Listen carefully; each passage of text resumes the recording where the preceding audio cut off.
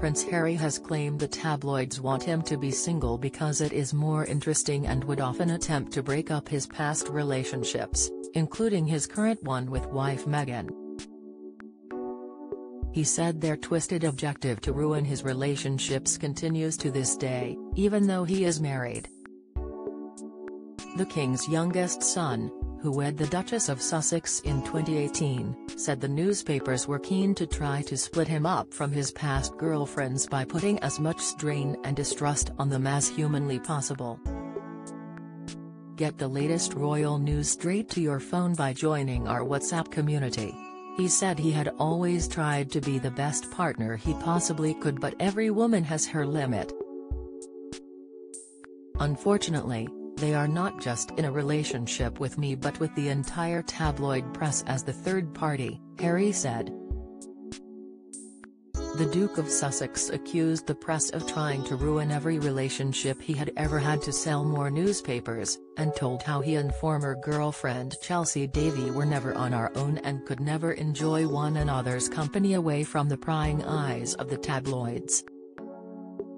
Harry accused MGN of blagging the couple's flight details and hotel bookings and/or intercepting their voicemails after journalists turned up while they holidayed on a small island off Mozambique. The royal said their circle of friends became smaller and smaller and he found it hard to trust anyone, which led to bouts of depression and paranoia.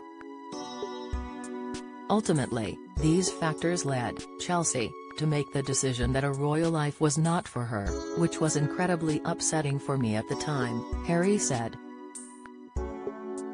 In his witness statement as part of his individual case against MGN over alleged unlawful information gathering, said, "I always felt as if the tabloids wanted me to be single, as I was much more interesting to them and sold more newspapers.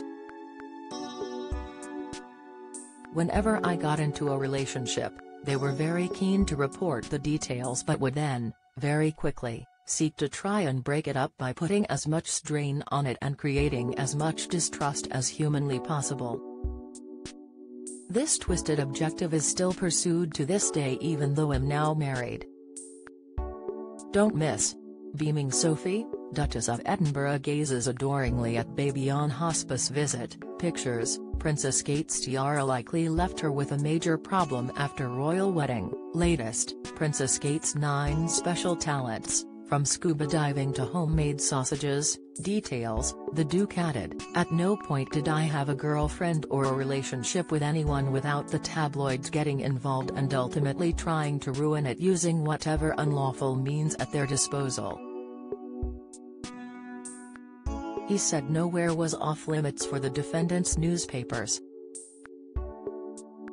Harry alleged how every time he was in a relationship or rumored to be seeing someone, the whole person's family, and often their friends, would be dragged into the chaos and find themselves the subject of unlawful activity on the part of MGN.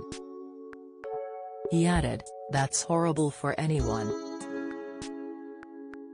The Duke revealed one of his former girlfriends said she was warned off by her parents who asked, "Is it really worth all the aggravation?" Harry said that their relationship ended shortly afterwards. Harry also described a 2007 story in The People about his then-girlfriend Ms. Davies' fears for his safety over his proposed military deployment to Iraq as so violating.